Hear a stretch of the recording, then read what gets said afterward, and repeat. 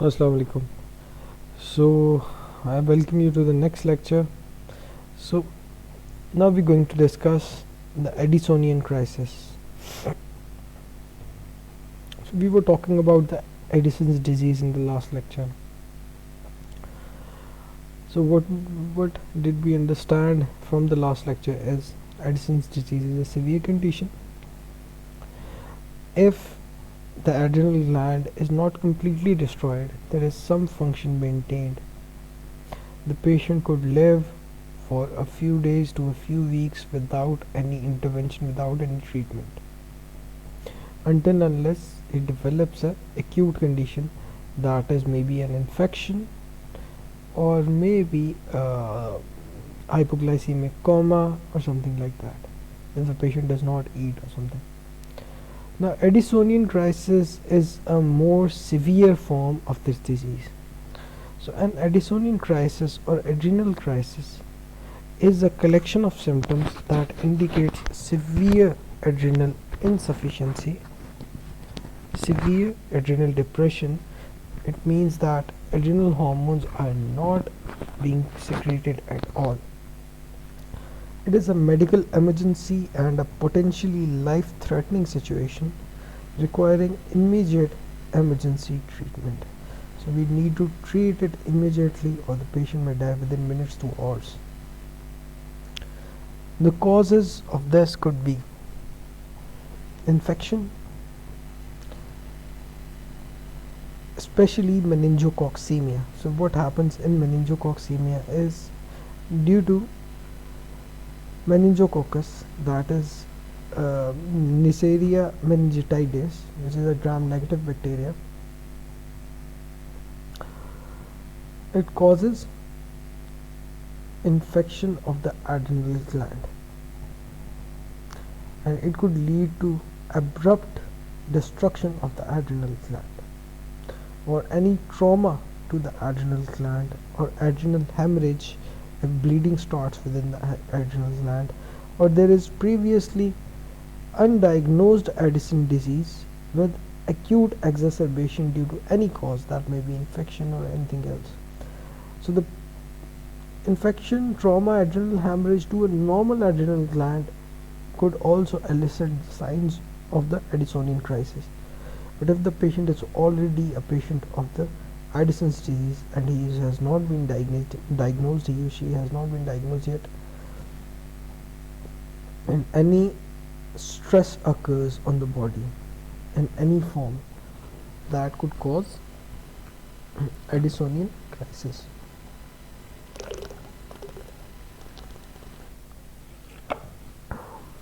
Okay. So what are the features that can be seen in Addisonian crisis? There would be sudden penetrating pain in the legs, in the lower back or in the abdomen, along with severe vomiting and diarrhea that would result in severe dehydration of the body. Shock would ensue. Shock, as I told you, there is decreased perfusion of the vital organs, that may be due to decreased blood pressure, dehydration, hemorrhage, bleeding, any cause. Hypoglycemia would occur, that is decreased serum glucose level, blood glucose level. Hyperkalemia could occur, that is increased potassium level in the blood. That would lead to cardiac arrhythmias, decreased, also disturbed rhythm of the heart, which in itself is a deadly condition. And death would occur due to hypovolemic shock, that is due to decreased blood pressure in the body, that the death could occur, or due to hyperkalemia with cardiac arrhythmia. So if the heart is not keeping its rhythm due to the increased potassium level, the patient would die within an instant. So this Addisonian crisis can only be managed in medical ICU. The patient needs to be resuscitated with intravenous fluids. His hypotension should be resolved immediately, and he or she should be treated for the cardiac arrhythmias immediately.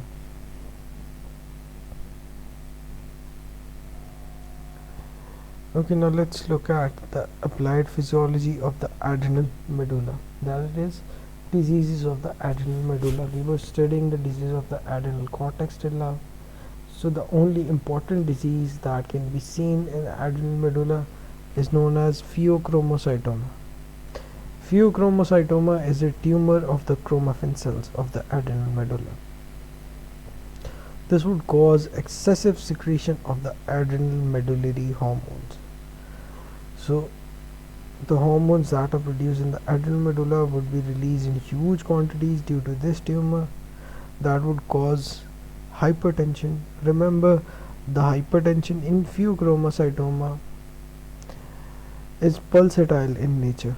Okay, so what happens is, due to increased production of catecholamines, the patient would get hypertensive. He would feel angry for a few minutes until the catecholamines are not being released anymore. So it would be episodic hypertension that is seen in pheochromocytoma. So if episodic hypertension word comes up, you should remember they're discussing about pheochromocytoma. There would be headaches, sweating, increased pulse rates, irritability, nervousness, anger. So all the things which are present in fight or flight mechanism would just present themselves in a more aggressive way. Alright. Okay, bitches. So this was it for the adrenal gland. We would be starting pancreas now. So we would only do a short review of the pancreas. We would discuss its diseases, everything else later on.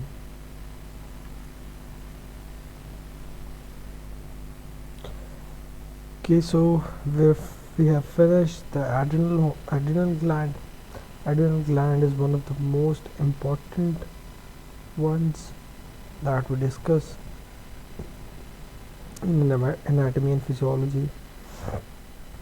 Now we're going towards the pancreas. Pancreas in itself is a very, very important gland. Its secretions are very important, especially keeping in view the medical point of view. So diseases of pancreas are very common, very prevalent. That is why we need to study this too.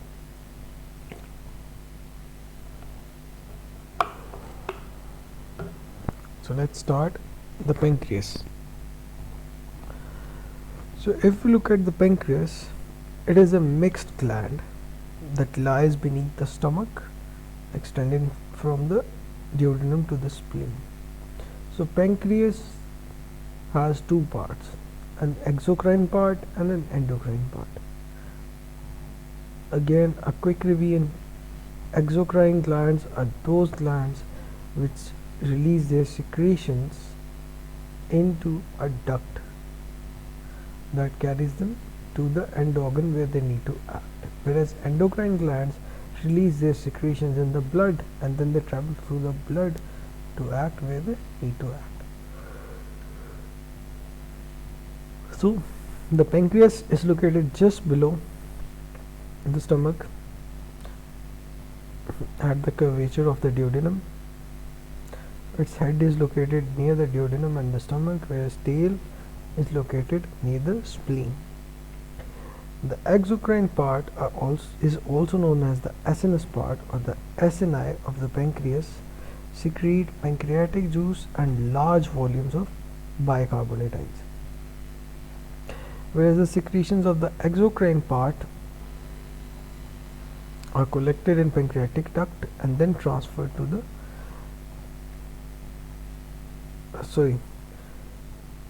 the secretions of the exocrine part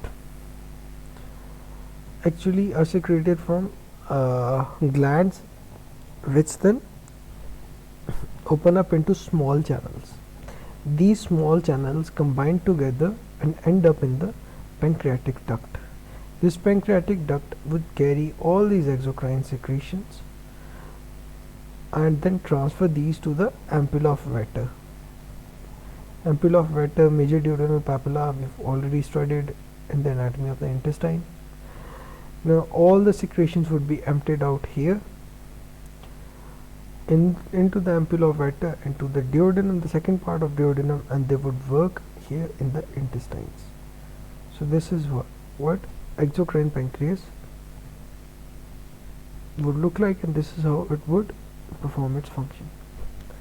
Then comes the endocrine pancreas, that is our main topic for this slide. So the endocrine pancreas, the endocrine part of the pancreas, is known as the islets of Langerhans. It looks like small islands which are present on the surface of Earth. So it just looks like that. So islets of Langerhans are present in the pancreas. These are the endocrine glands which release their secretions directly into the blood. There are three types of cells, three groups of cells which are present in this part, three major groups. First, the alpha cells, which are about 25% in number. So out of the total cells, 25% in the islets are the alpha cells. These would secrete a hormone that is known as glucagon. The beta cells, that comprise for about 65% of islets of Langerhans cells, release insulin. Then there are the delta cells, which only comprise about 10% of the total cells in the islets of Langerhans, and they secrete somatostatin. Then there are some PP cells which would secrete pancreatic polypeptides. So remember, all of these would be directly secreted into these blood vessels, from where they would travel to their end organ where they need to act. So insulin, glucagon, somatostatin, it acts on nearly all parts of the body. So what are their functions? How do they act? We'll just study them one by one. First of all, we'll study the major pancreatic secretion, that is the insulin, that is secreted from about 65% of the cells which are known as beta cells of the endocrine part of pancreas. So let's start insulin.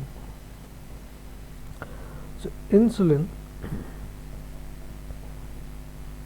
is a polypeptide hormone that contains two chains of amino acids which are linked by disulfide bridges. So remember this, all the hormones are proteins in nature. Proteins are made up of amino acids. Chains of proteins are known as peptides, and longer chains are known as polypeptides. So it is a polypeptide hormone that contains two chains which are combined together, held together by disulfide bridges, that is the bond formed by two sulfur ions.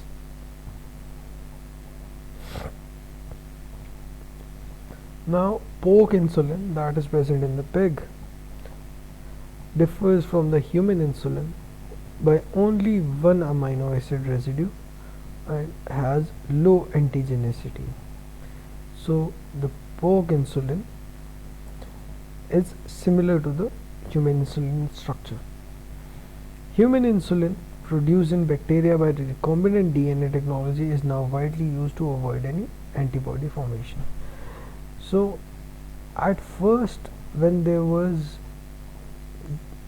decreased insulin in someone's body, that is in diabetes mellitus, we used insulin that was extracted from pigs. But nowadays insulin is produced inside bacteria. What we do is we take out a piece of bacterial DNA, that is the plasmid, and we incorporate some of our own DNA into that bacteria. That DNA instructs the bacteria to release, to excrete insulin. So those bacteria are doing our work. So they're using their own energy and producing insulin that is extracted, that is secreted from the cell and then collected, and then we sell it in vials and then we inject it.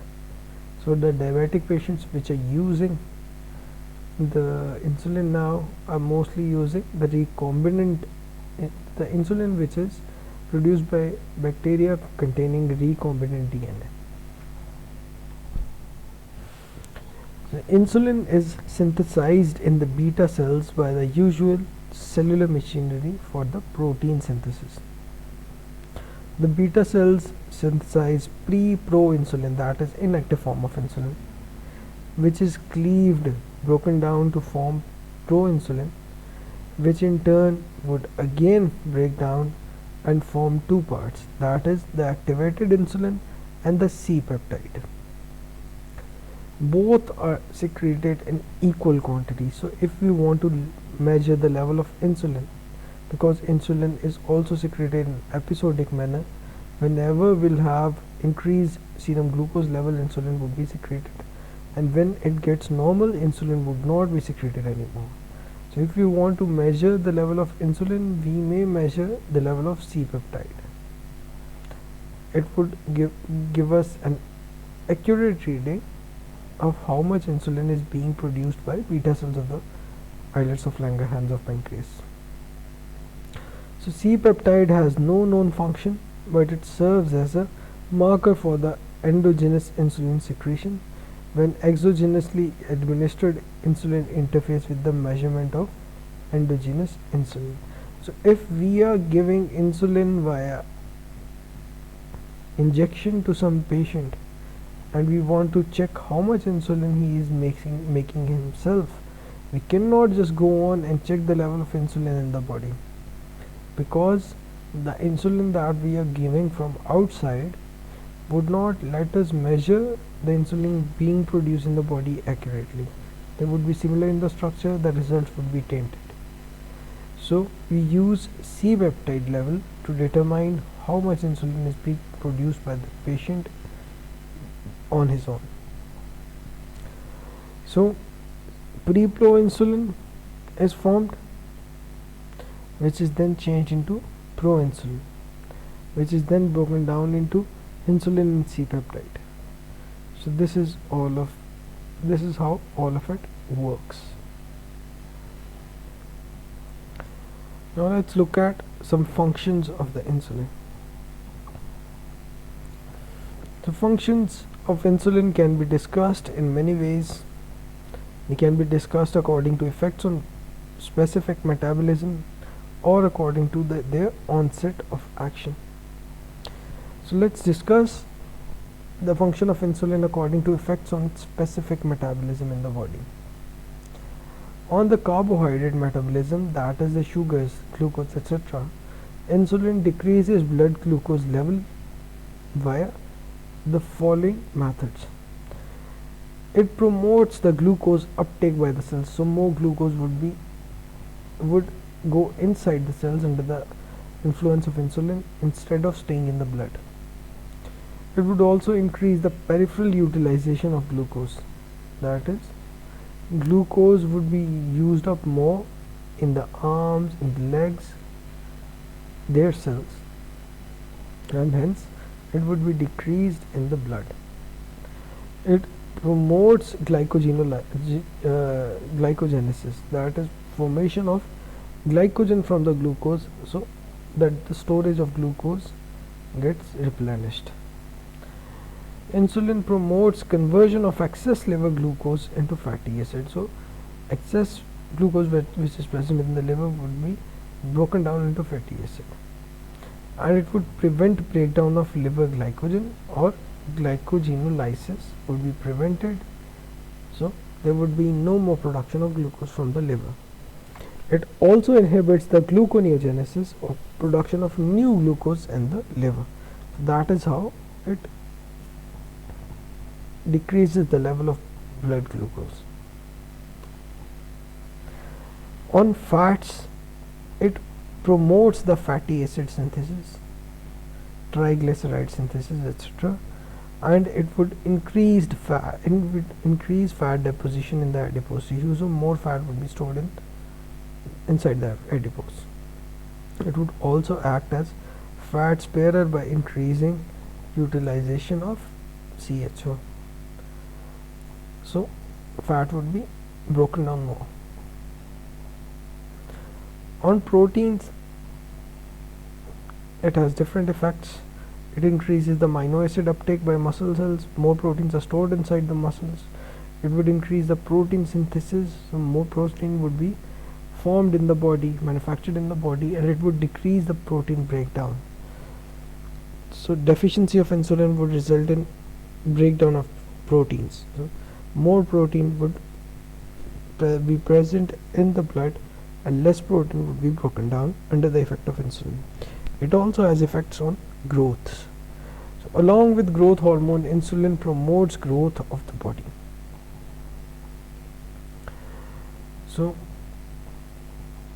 let's look at the summary of insulin's effects on carbohydrate, lipid and protein metabolism. You need to remember these. Insulin is secreted after a carbohydrate or a protein meal. So whenever we take meal, eat something, insulin is secreted. Its major overall effects are to increase body stores of protein, fat and carbohydrates. So it increases storage, decreases availability in the blood. It also decreases the catabolism of amino acids and fatty acids. So there would be no breakdown of amino acids and fatty acids. And it would accelerate the metabolism of glucose to carbon dioxide and water. So it would break down more glucose that is present in the blood. So its main effect would be decreasing blood glucose, decreasing proteins, decreasing fat in the blood. If we look at the summary of insulin's effect on carbohydrate, on the effects according to onset of action, it has many effects, some rapid, some intermediate and some delayed. Rapid effects that initiate within seconds of release of insulin are there would be increased transport of glucose, amino acids and potassium into the insulin sensitive cells. So more uptake of these things. Then after release, within a few minutes after release of insulin, in a few minutes these things would occur. There would be stimulation of protein synthesis, formation of new proteins, inhibition of protein degradation, so no proteins can be broken down anymore, and there would be activation of glycolytic enzymes and glycogen synthesis.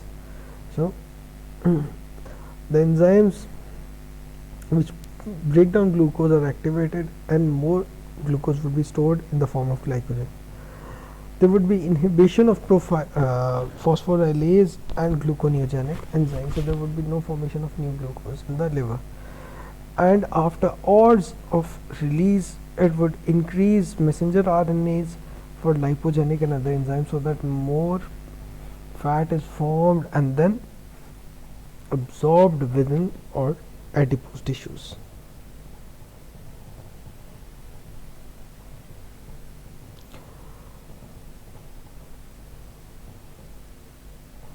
Okay, but see, this peripheral uptake of glucose we'll study in the next lecture, inshallah.